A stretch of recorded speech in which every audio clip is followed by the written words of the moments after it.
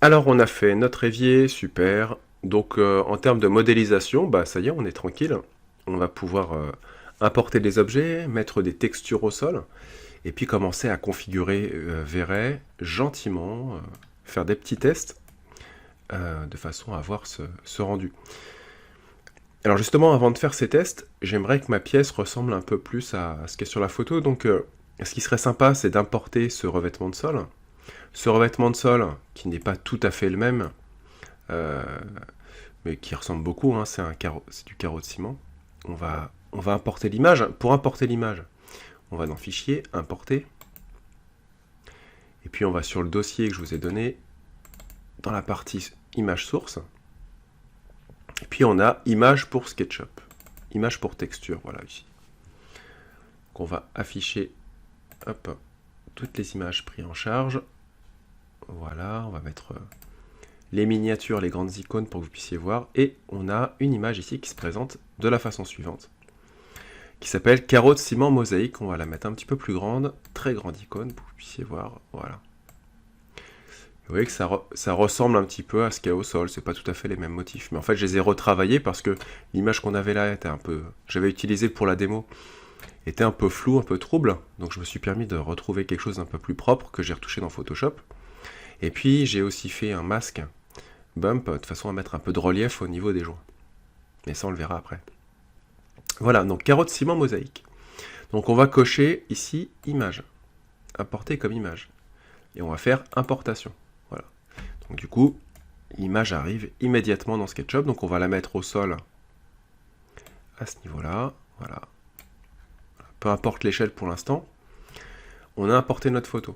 Une fois que notre photo est importée, on fait un clic droit, éclater, et on gomme avec l'outil gomme toutes les arêtes en laissant le doigt appuyé sur le bouton gauche de ma photo, puisque ma photo va apparaître ici, dans Matière, en cliquant sur la petite maison. Voilà, j'ai mes carreaux de ciment, voilà, qui apparaissent ici. Alors, si je clique sur le sol, je ne sais pas si vous vous rappelez, ça fait un petit moment maintenant qu'on a préparé la maquette, votre sol est verrouillé. Donc, pour appliquer la texture, il va falloir faire un clic droit, déverrouiller le composant. On va double-cliquer dedans et on va appliquer la texture, comme ceci, et on ressort du composant. Voilà. Donc on a la texture qui est positionnée au sol de la façon suivante. Donc ça c'est plutôt cool. Voilà. Rien de très sorcier. Ensuite, on va s'occuper de la couleur du plan de travail. Alors le plan de travail, vous voyez qu'il y a une texture bois qui est assez sympa, parce que dans V-Ray, il y a des textures qui sont déjà toutes prêtes et qui vont faire un petit peu de brillance, hein, comme si on avait un petit vernis, un plan de travail avec une couche de vernis de protection dessus. Et puis on appliquera aussi texture bois sur notre table qu'on va importer tout à l'heure. Mais moi j'aimerais qu'on s'attaque à la cuisine à vide, de façon à faire déjà des tests d'éclairage dans V-Ray sans avoir trop d'objets à l'intérieur. Alors, pour le plan de travail, on va déjà ouvrir le plugin V-Ray. Donc vous allez dans Affichage, barre d'outils, et puis normalement, si vous l'avez installé en version de démo, vous allez retrouver la barre d'outils qui s'appelle V-Ray pour SketchUp ici. Voilà. Donc ça c'est fait, et la barre V-Ray pour SketchUp, on va pouvoir la glisser en haut. Bien, pour avoir accès à mon matériel, hop, ici à mon matériau de bois, bah, je vais cliquer ici sur le Asset Editor. On va avoir le petit panneau qui va nous présenter tout le détail de nos matières dans un instant, quand V-Ray sera bien réveillé. Voilà, le voici, le V-Ray Asset Editor. Et sur la partie de gauche, il y a une petite flèche, donc je clique dessus. Voilà. On va dérouler le panneau matériel, ici, Materials. Et à l'intérieur, on va retrouver, tout en bas, voilà, les textures bois. Donc il y en a vraiment beaucoup, beaucoup, beaucoup. Donc si c'est trop petit, vous pouvez augmenter la taille des slides. Alors, on va aller chercher, par exemple, pour le plan de travail, on va sélectionner cette texture, le venir C02 120. Voilà. Donc ça, c'est plutôt pas mal. On va prendre celui-ci. Toc. Voilà. Cette texture bois qui est plutôt bien et qui va être utilisée pour le plan de travail. Donc je peux le glisser directement ici, dans ma liste, sans forcément l'attribuer pour l'instant à une surface, qui est plutôt bien. Et cette texture-là, vous allez la retrouver immédiatement dans la liste. Vous voyez à droite, hop, je suis en train de faire dérouler ma liste de matériaux en cliquant dans le modèle, et vous voyez, hop, elle apparaît automatiquement ici. J'ai ma texture qui est là. Pratique, non? Donc on vient fermer temporairement le VReaSet Editor. Je peux même fermer complètement la fenêtre. On y retournera tout à l'heure. Et on va sur notre plan de travail, on double-clique dedans. Voilà. On prend la texture et on clique dedans. Voilà, c'est magnifique. Voilà notre texture qui est appliquée. On peut l'appliquer ici aussi. Voilà. Sur la tranche. Hop. Ici également. Sur les côtés. Et voilà. Donc on a une belle texture bois. Alors cette texture bois, on peut, si à un moment donné elle ne s'oriente pas correctement, comme sur la tranche de mon plan de travail, faire un clic droit, texture, position, je refais un clic droit dans ma texture, et faire pivoter à 90 degrés. Et entrer. Voilà. Et vous voyez, j'ai ma texture qui se plaque bien sur mon plan de travail. Donc là c'est pareil. On va faire la même chose, clic droit, texture, position, clic droit, faire pivoter à 90 et entrer. Si la texture est trop petite au niveau de la répétition, vous voyez, on peut augmenter sa taille. Donc je vais me rendre dans mon panneau matière SketchUp cette fois-ci. On sélectionne bien la matière en question, pour l'instant il n'y a pas de souci, elle n'a pas changé. Et dans édition, vous cliquez, et on vient changer la taille. Au lieu de 25, on peut facilement mettre 100. Et entrer pour voir ce que ça donne. Donc on va vérifier la taille de ma texture qui est plutôt bien. On peut même augmenter peut-être encore un petit peu. On va mettre 150 et entrer. Voilà. Donc il y a une texture bois qui est plutôt bien. Alors vous voyez ici, techniquement, on a le bois qui est dans la continuité de cette planche. Si jamais vous vouliez que cette texture-là passe dans l'autre sens, bah, c'est bien évident.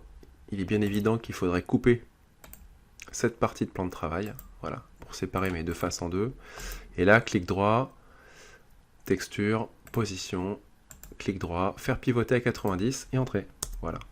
Et là, on aurait, vous voyez, deux plans de travail différents qui se fixent ici. De toute façon, dans la réalité, c'est comme ça qu'on aurait fait.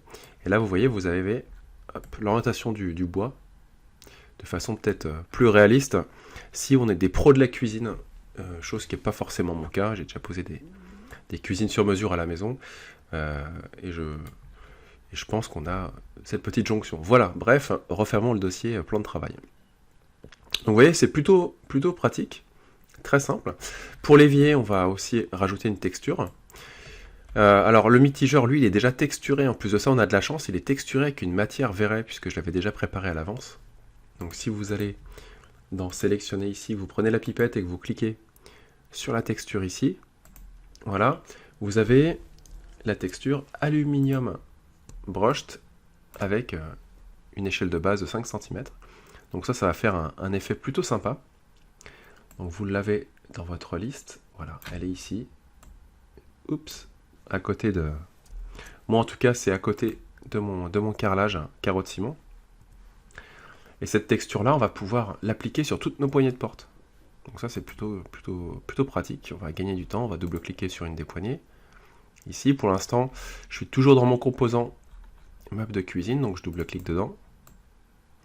Je sélectionne tout et j'applique ma texture. Voilà. Et c'est toujours un plaisir de travailler dans ces conditions-là, c'est-à-dire que vous avez bien organisé votre document, ça va super vite, c'est très agréable, il n'y a pas de prise de tête. Il n'y a rien qui se décolle, il n'y a rien qui bouge. Il suffit d'aller chercher à chaque fois le bon objet. Là, c'est pareil.